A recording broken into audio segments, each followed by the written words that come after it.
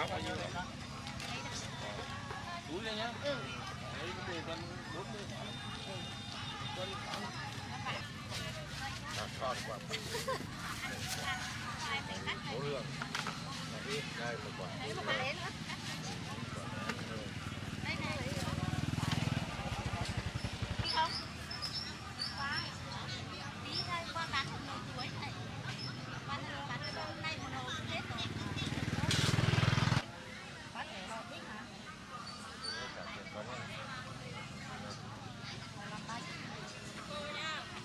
Đâu? Cái con này. Quay đó. Hai quả này cân.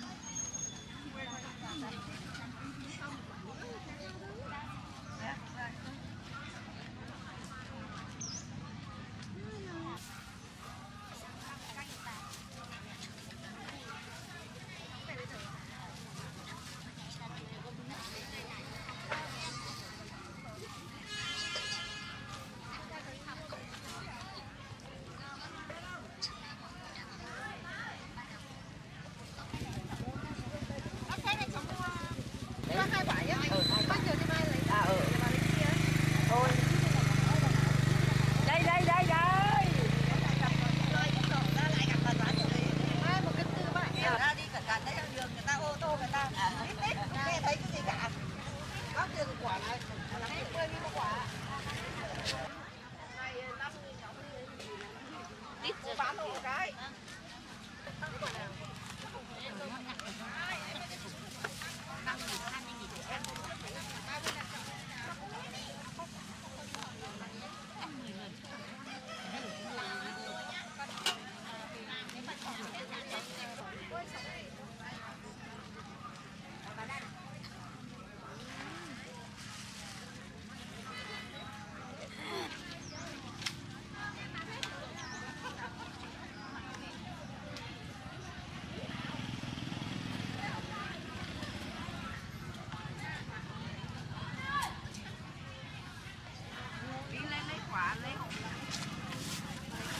Hai quả già trong rồi này.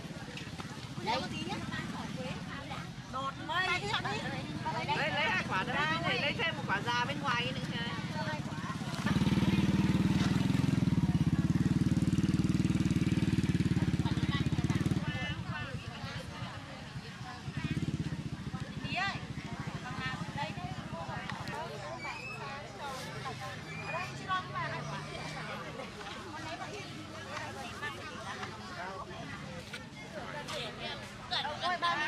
Chế.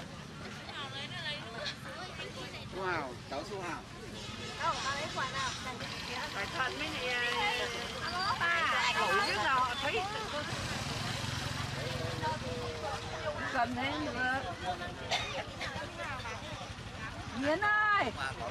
Ra nhanh.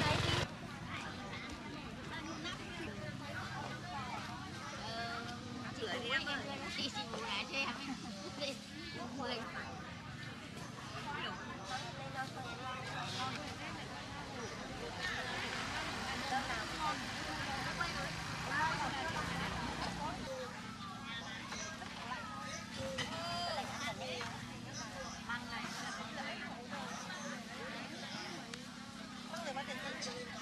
Ba mươi nghìn.